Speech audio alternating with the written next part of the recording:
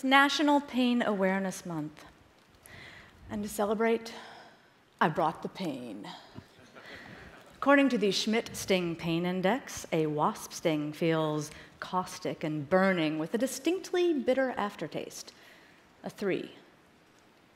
Now, stings and things like that are not what normally doctors do. Doctors test treatments on themselves, but getting stung on purpose to make a pain scale? Oh, dude, mad props to Schmidt.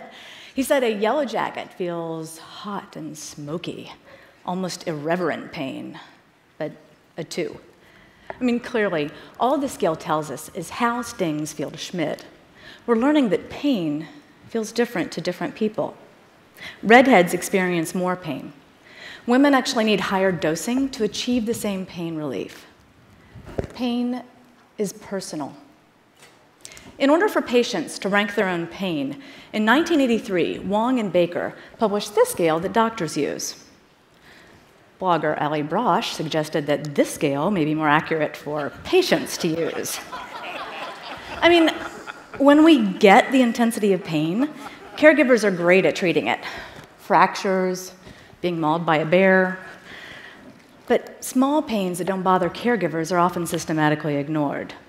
Back pain, chronic pain. Doctors are in pain hearing about these pains. For example, needle pain. To most doctors, a needle means nothing. I mean, you don't go into healthcare if needles bother you. But as Elizabeth Holmes said yesterday, to many patients, needles mean dread, loss of control. Since 1995, needle fear has risen from 10% to 25% of adults, and 2/3 of children. 1 in 4 adults who don't get a vaccine say it's because of a fear of needles. So in 2 decades, we've gone from a rare fear to common. What's changed? Well, for one thing, injections.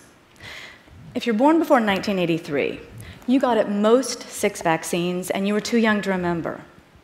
But now we can prevent more diseases, so since the year 2000, children get 30 shots before they're 6. Now, the question is, do this many painful injections change the meaning of needles as you get older? I realized I had a database. As part of a pain relief study, we asked children aged 10 to 11 to rate their fear of needles, and we asked their parents. I then took this and correlated it with their vaccine history. Now, fortunately, the number of vaccines before age 2 didn't matter, and the total number didn't matter. But between the ages of 4 and 6, old enough to remember, the more injections you got on one day, the significantly greater chance you were afraid of needles 5 years later. So if you got maximum 2, only 9% of those kids were afraid. But the kids who got 4 shots on one day, 42% were severely afraid of needles 5 years later. And over the next 3 years, the most afraid kids were the least likely to start their HPV vaccines, 2.5 times less likely. The parents' attitudes didn't matter.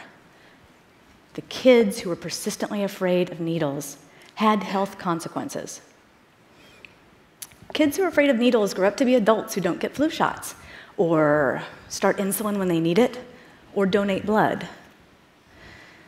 Advocating for treating needle pain to peers, like you guys who give blood for fun, is intimidating. And as a pediatrician, even thinking about questioning the schedule of vaccines is terrifying.